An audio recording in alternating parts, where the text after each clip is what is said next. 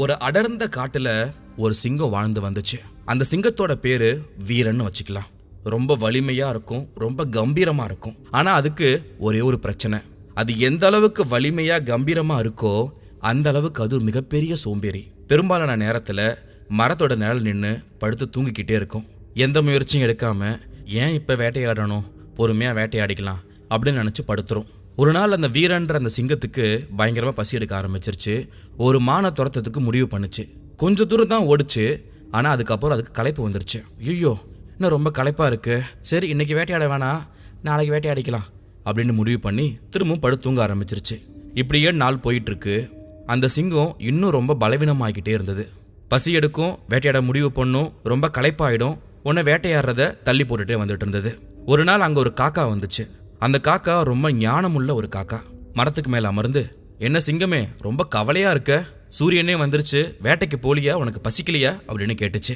உடனே அந்த சிங்கம், இல்ல நான் ஒரு சரியான நேரத்துக்காக காத்துக்கிட்டு இருக்கேன், என்னால வேட்டையாட முடியாம இல்ல, இப்ப எனக்கு வேட்டையாட மனசு இல்ல அப்படின்னு சொல்லிட்டு இருந்தது.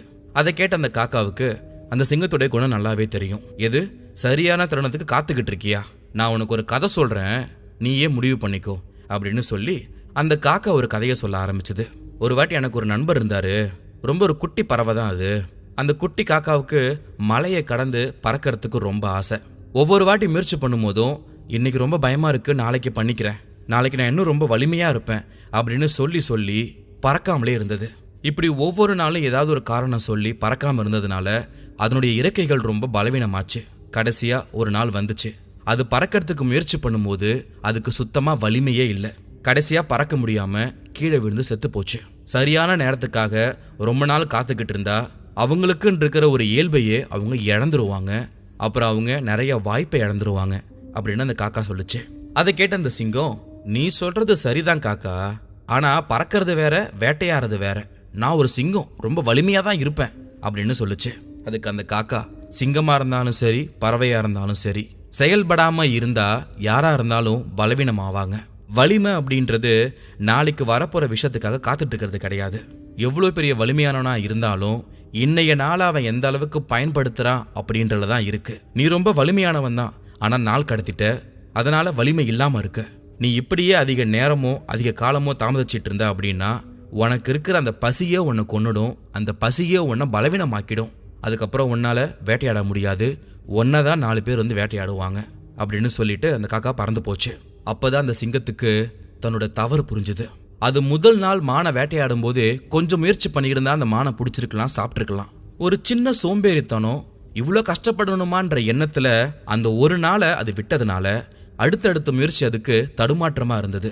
இன்னும் சொல்ல போனா வலிமை கம்மியாக்கிட்டே இருந்தது. அதை புரிஞ்சுக்கிட்ட சிங்கம் வேட்டைய ஆரம்பிச்சது. அதனுடைய வலிமை அப்படின்றது நாளைக்கு இல்ல, இன்னைக்கு தான் அப்படின்றத புரிஞ்சுக்கிட்டு தன்னுடைய பசியை போக்குச்சு.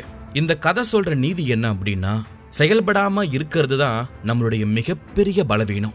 சரியான தருணத்துக்கு காத்துக்கிட்டு இருக்கேன், அப்படி அந்த நேரத்துல காத்திருந்து அடிக்கும்போது என் பவர் என்னன்னு தெரியும், நான் எப்படிப்பட்டவன் என்னன்னு தெரியும் அப்படின்றதுக்காக ரொம்ப நாள் காத்துக்கிட்டு இருந்தீங்க அப்படின்னா, ஏதாவது சாக்கு போக்கு சொல்லிக்கிட்டே இருந்தீங்க அப்படின்னா அது உங்க இலக்கை நோக்கி போக விடாது, இல்லைன்னா உங்களை பலவீனமாக்கும். நம்ம கிட்ட இன்னைக்கு வலிமை இருக்கு, அதை நாம எப்படி பயன்படுத்தணும்ன்றத நம்ம யோசிக்கணும். இன்னைக்கு நம்ம கிட்ட இருக்கிற அந்த வலிமையை நாம ரொம்ப சரியா பயன்படுத்தினா அது நாளைய வெற்றிக்கான முதல் படி அப்படின்றத நீங்க நல்லா ஞாபகம் வச்சுக்கணும். ஒரு விஷயத்தை நீங்க தள்ளி போடுறதுக்கு முன்னாடி இந்த கதை கண்டிப்பா உங்களுக்கு ஞாபகம்